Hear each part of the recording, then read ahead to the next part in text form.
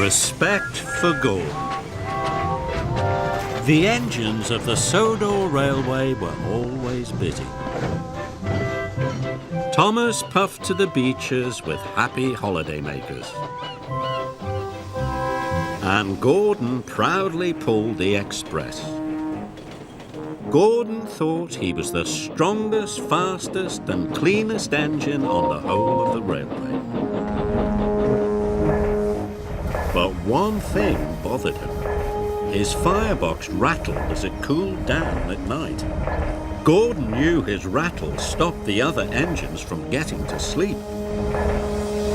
That night, Gordon's firebox went click-clunk, click-clunk.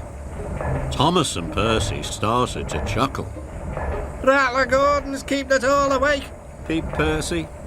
The only engines keeping other engines awake, puffed Gordon crossly, are little engines with very bad manners. But secretly he felt rather embarrassed. In the morning, Percy teased Gordon again. "Rattlebox is awake at last," he puffed out loud. Gordon ignored Percy. "I'm the strongest and the best," he told himself. "Strongest and best, cleanest and fastest, and pull the express." He wished the other engines would remember that. Later, Gordon pulled into Knapford Station. "Oh, look," laughed Emily. "Rattler Gordon's here. He's pulling the click-clunk express." Gordon was very cross indeed. He decided it was time the other engines learned to treat him properly. So later at the water tank, he pulled up ahead of James. James was surprised. At Knapford, Percy had brought Gordon's coaches into number 1 platform. "Number 1 is my platform. Little engines shouldn't hang around." "You're a boastful, bossy, big blue boiler," Percy muttered to himself crossly. Later, Gordon told his friends to give a polite toot-toot whenever they saw him. "But why?" asked Thomas. "Because," puffed Gordon grandly, "I'm the strongest and the best." And he steamed away. "You can toot at him if you like," wheezed Emily. "but I'm not going to."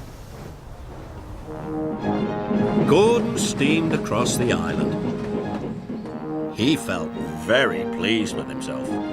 He was sure the other engines would forget his clunk-click and treat him properly now. He saw Emily coming. He listened for her toot-toot, but Emily didn't toot at all. This made Gordon very cross. He was so cross that he didn't see the signal telling him to stop. And he didn't see the goods train ahead until it was too late. Luckily, no one was hurt, but Gordon came off the rails. He was covered in gooey red jam.